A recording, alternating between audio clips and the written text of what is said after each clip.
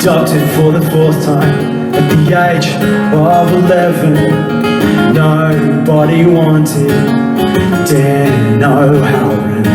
Well, he got himself into mischief, gangs and fights, and in juvenile detention he spent most of his time.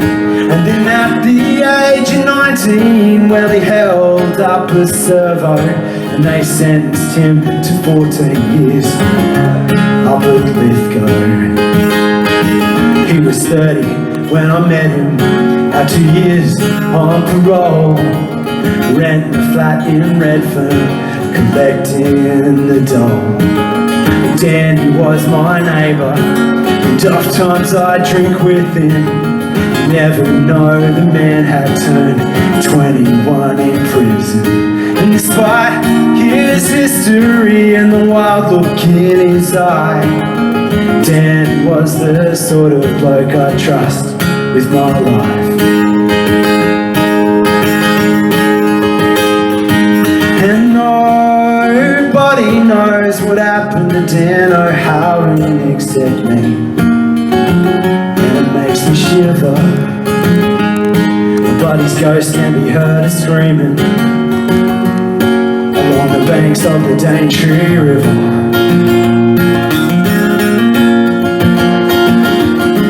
Many a time we wasted at the Raglan happy hour, till one day he dragged me down to the bar at the Cauliflower. He put 100 on the counter. Said, Paddy, drinking you down, 'cause come next Friday, well, I'll be skipping town. Well, I pressed him for the details, but he never told me why. We just toasted our friendship and we said our goodbyes. 1 week later, this biker comes round, bashing on doors, wondering where Dan could be found. Well, I'd been seen drinking with him, so he gets all up in my face. I tell him Dan was just my neighbour and I ain't seen him around the place. Well, he told me Dan had pulled a knife and he ripped the wrong people off. And if I see the mongrel bastard, tell him he'll be lucky if he gets shot.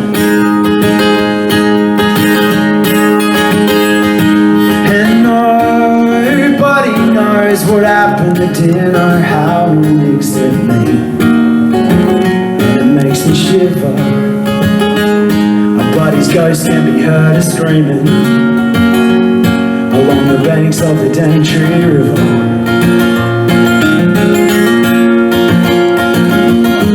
1 year later, I got a letter postmarked from Queensland.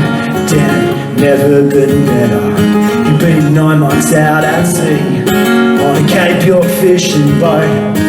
He saved up all his money and he was heading for the coast. Said he'd had enough of running, so he set up in Port Douglas. Life was beer, sun and women, selling pills to the tourists.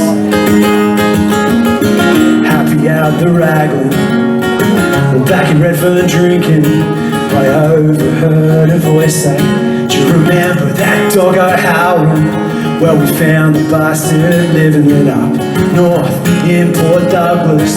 My ears pricked up and I swiveled round to face these two bikers. Well, the both of them chuckled and one said through a smile, we tied him up and left him by the river to the saltwater crocodiles.